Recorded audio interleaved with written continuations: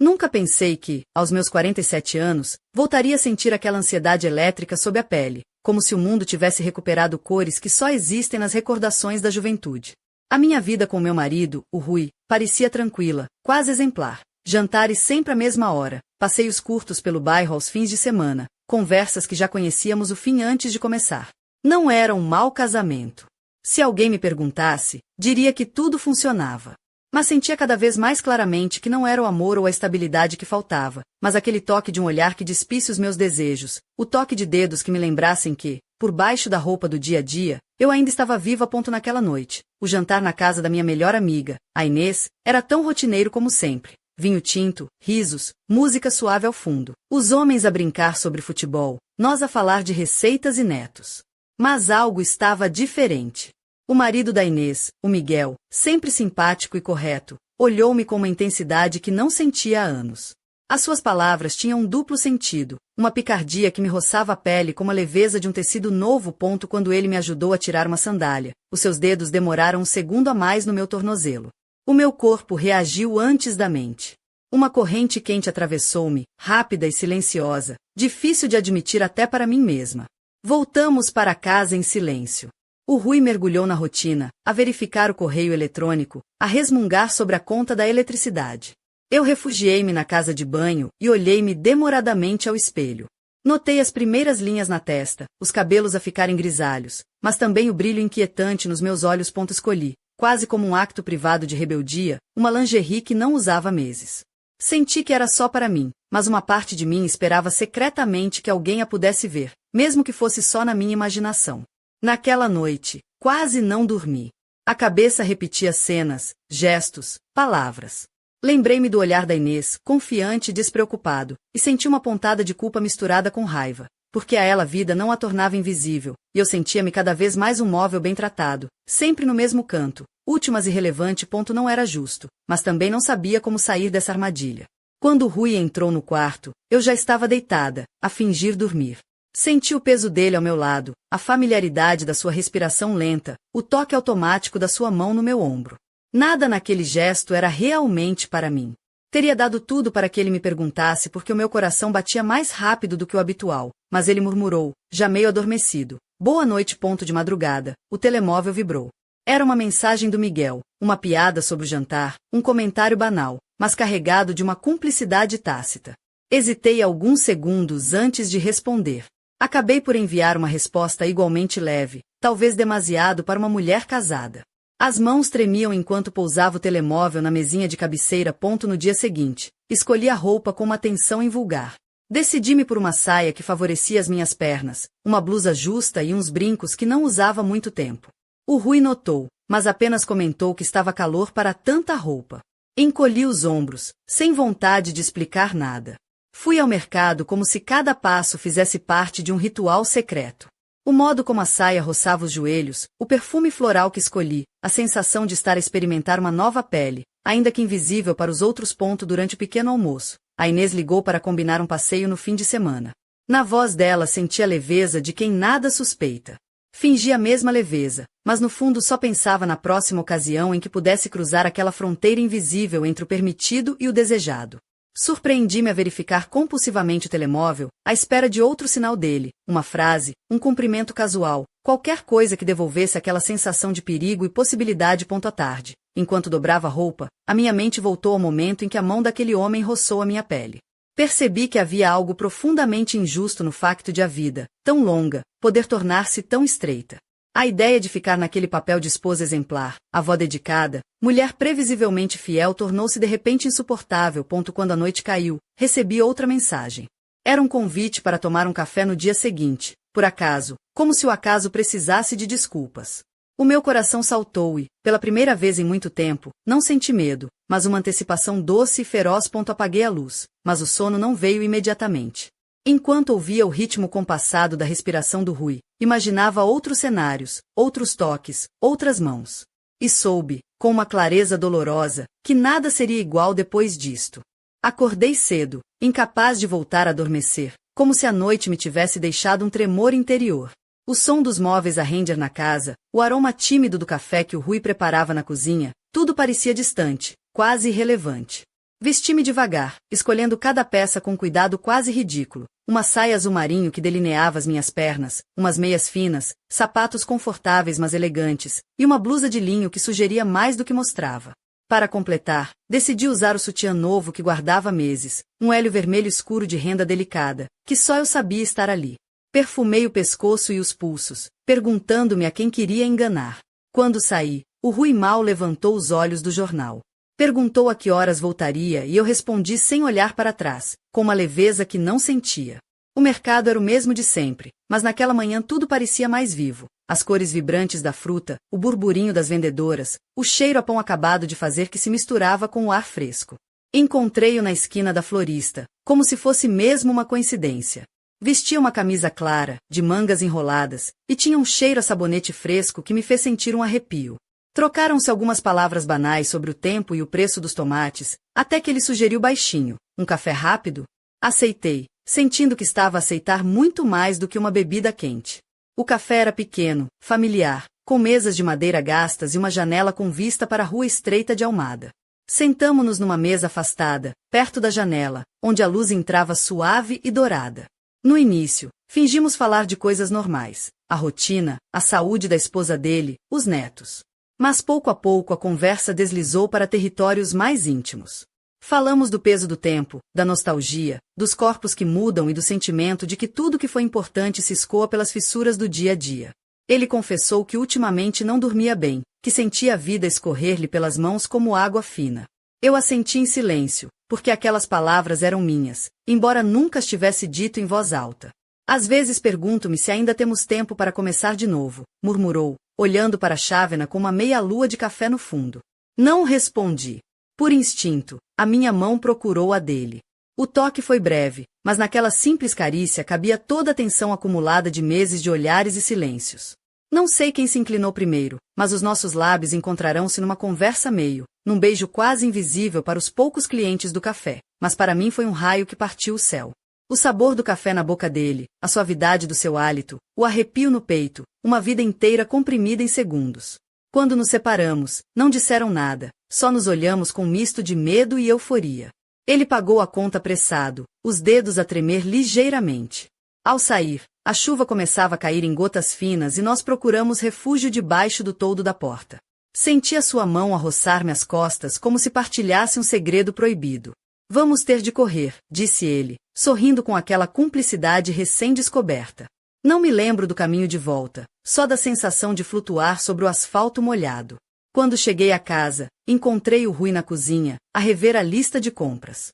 A voz dele parecia distante, como se viesse de outra vida. Perguntou se tinha encontrado bom peixe no mercado.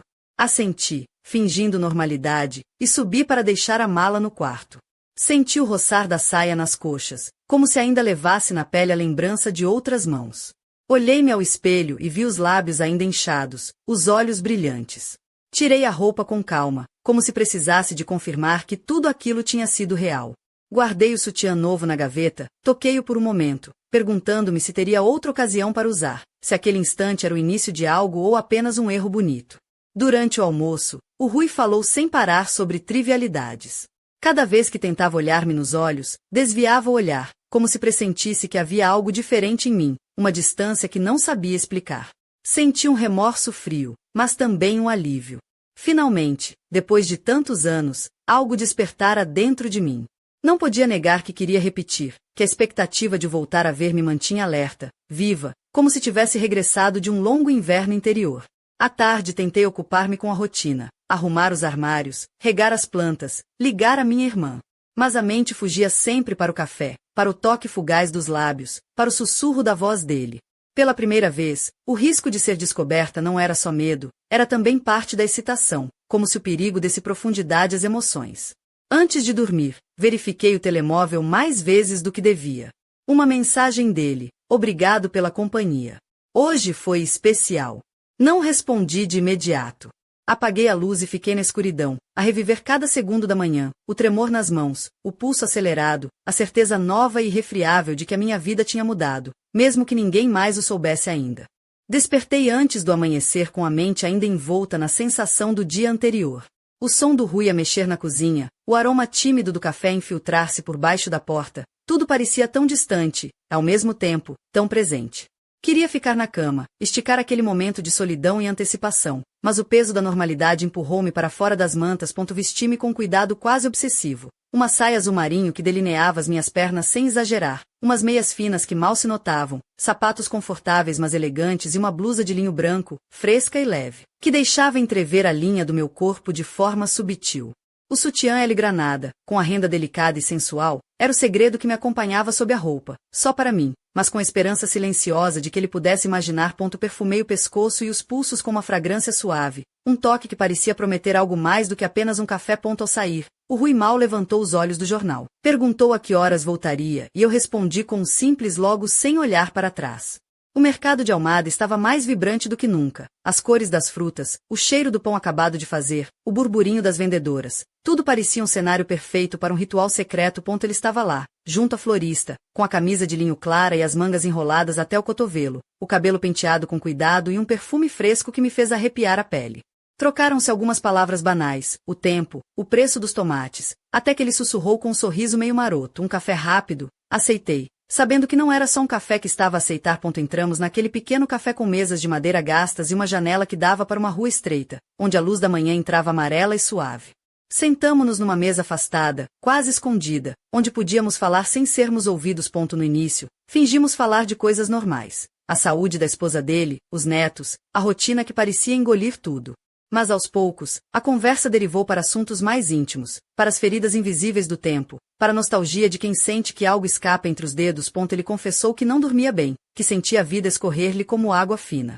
Eu assenti, porque aquelas palavras eram minhas, embora nunca as tivesse pronunciado. Às vezes pergunto-me se ainda temos tempo para começar de novo, murmurou, olhando para a chávena. Não respondi, mas a minha mão procurou a dele, num gesto instintivo, breve mas carregado de toda a tensão acumulada. Não sei quem se inclinou primeiro, mas os nossos lábios encontrarão-se num beijo quase invisível para os poucos clientes do café, mas para mim, um raio a partir o céu. O sabor do café nos seus lábios, o calor do seu hálito, o arrepio no meu peito, uma vida inteira comprimida em segundos. Quando nos separamos, não foram necessárias palavras, só olhares carregados de medo e euforia. Ele pagou a conta apressadamente, os dedos a tremer ligeiramente. Do lado de fora, a chuva caía em gotas finas e procuramos abrigo sob o toldo da porta. Senti a sua mão a roçar-me as costas como um segredo partilhado. Vamos ter de correr, disse ele, sorrindo com aquela cumplicidade recém-descoberta. Não me lembro do caminho de volta, só da sensação de flutuar sobre o asfalto molhado. Cheguei à casa e encontrei o Rui na cozinha, a rever a lista de compras, a sua voz distante, como se viesse de outra vida. Perguntou se tinha encontrado bom peixe no mercado. Assenti, fingindo normalidade, e subi para deixar a mala no quarto. Senti o roçar da saia nas coxas, como se ainda levasse na pele lembrança de outras mãos. Olhei-me ao espelho e vi os lábios ainda inchados, os olhos brilhantes. Tirei a roupa com calma, como se precisasse de confirmar que tudo aquilo tinha sido real. Guardei o sutiã novo na gaveta, toquei-o por um momento, perguntando-me se teria outra ocasião para usar, se aquele instante era o início de algo ou apenas um erro bonito. Durante o almoço, o Rui falou sem parar sobre trivialidades. Cada vez que tentava olhar-me nos olhos, desviava o olhar, como se pressentisse que havia algo diferente em mim, uma distância que não sabia explicar. Senti um remorso frio, mas também um alívio. Finalmente, depois de tantos anos, algo despertara dentro de mim. Não podia negar que queria repetir, que a expectativa de voltar a ver me mantinha alerta, viva, como se tivesse regressado de um longo inverno interior. À tarde, tentei ocupar-me com a rotina, arrumar os armários, regar as plantas, ligar a minha irmã. Mas a mente fugia sempre para o café, para o toque fugaz dos lábios, para o sussurro da voz dele. Pela primeira vez, o risco de ser descoberta não era só medo, era também parte da excitação, como se o perigo desse profundidades emoções. Antes de dormir, verifiquei o telemóvel mais vezes do que devia. Uma mensagem dele: obrigado pela companhia. Hoje foi especial. Não respondi de imediato. Apaguei a luz e fiquei na escuridão, a reviver cada segundo da manhã, o tremor nas mãos, o pulso acelerado, a certeza nova e irrefriável de que a minha vida tinha mudado, mesmo que ninguém mais o soubesse ainda.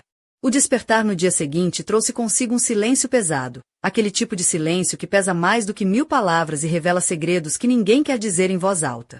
O Rui estava na cozinha, como de costume, a preparar o café, o aroma familiar a invadir a casa, mas eu sentia-me uma estranha no meu próprio espaço. A cama vazia ao meu lado parecia gritar a distância crescente entre nós, um abismo que se abria sem aviso. Vesti-me com cuidado, escolhendo uma saia que realçava as minhas pernas e uma blusa de algodão suave, que deixava apenas entrever a pele por baixo, uma promessa silenciosa que só eu conhecia. O sutiã de renda vermelha, guardado para ocasiões especiais, era o meu segredo invisível, um lembrete do fogo que começava a arder dentro de mim. O telefone vibrou com uma mensagem inesperada. Gostava de te ver esta tarde, para falarmos, longe de tudo.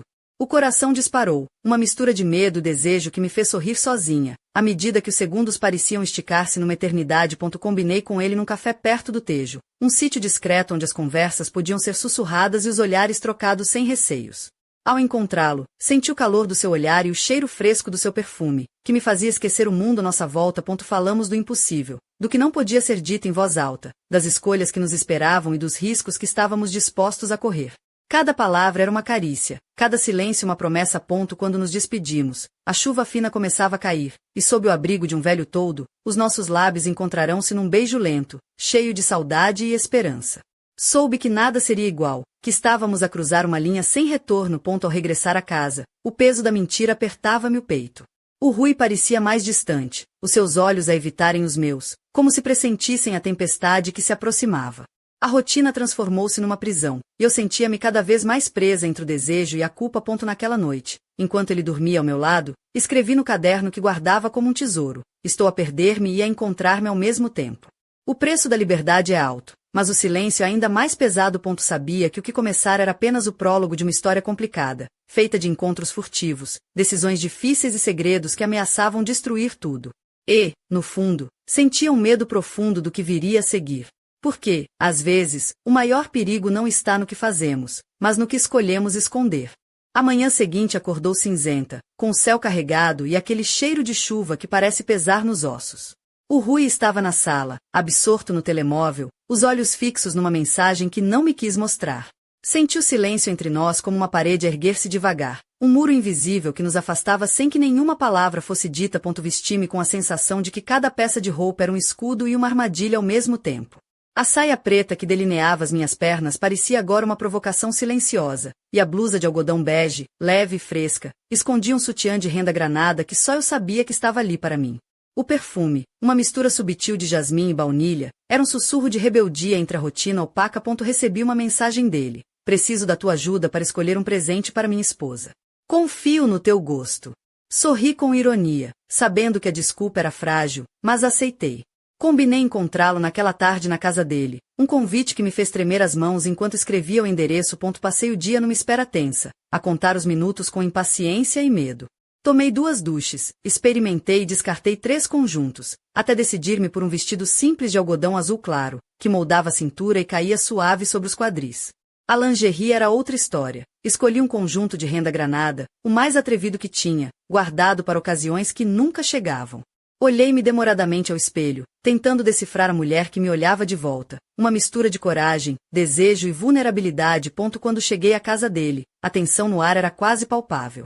Ele abriu a porta com um sorriso contido, o cheiro da sua colônia cítrica inundou-me os sentidos. A casa, normalmente cheia de vida e barulho, estava mergulhada num silêncio expectante, as cortinas meio fechadas a filtrarem uma luz suave. Fomos para a sala, onde sobre a mesa havia uma seleção de perfumes, pulseiras e lenços. Fingimos discutir cores e estilos, mas cada palavra era uma carícia disfarçada, cada toque numa peça, um pulso compartilhado. A proximidade dos nossos corpos fazia-me sentir a pele arder, o coração a bater descompassado. De repente, o toque ligeiro da mão dele na minha bochecha fez-me fechar os olhos. A sua mão deslizou pelo pescoço até a clavícula, e o tempo pareceu suspender-se. Os seus lábios encontraram os meus num beijo lento, cheio de ansiedade e ternura, uma declaração silenciosa que me deixou sem fôlego. O som da campainha cortou o momento, trazendo-nos de volta à realidade. Ele levantou-se, abriu a porta, e era apenas o estafeta a entregar um pacote. Quando voltou, o silêncio entre nós era ainda mais denso, carregado de promessas e medos não ditos. Antes de sair, trocamos um olhar longo, cheio de tudo aquilo que não podia ser dito. Saí sob o sol poente, o coração a disparar e a pele ainda a arder com o toque dele. Ao chegar à casa, encontrei o Rui adormecido no sofá, o televisor ligado, as notícias repetindo-se em loop. Sentei-me ao seu lado, observando-o dormir e a perguntar-me quanto tempo já tinha sido uma estrangeira na minha própria vida. Quantas vezes tinha fingido que a rotina poderia preencher os vazios? Naquela noite, deitada na cama, percorre mentalmente cada momento, cada gesto, cada palavra não dita. O medo de ser descoberta não apagava o desejo. Pelo contrário, acendia-o, tornando-o mais real, mais urgente. Sabia que o preço de seguir em frente seria alto, mas já não podia, nem queria, parar. Fechei os olhos com o coração a palpitar e a certeza dolorosa de que o abismo era inevitável. Só me restava aprender a cair. E no silêncio da noite, enquanto o mundo continuava a girar indiferente, uma sombra inesperada espreitava, pronta para revelar segredos que poderiam mudar tudo para sempre.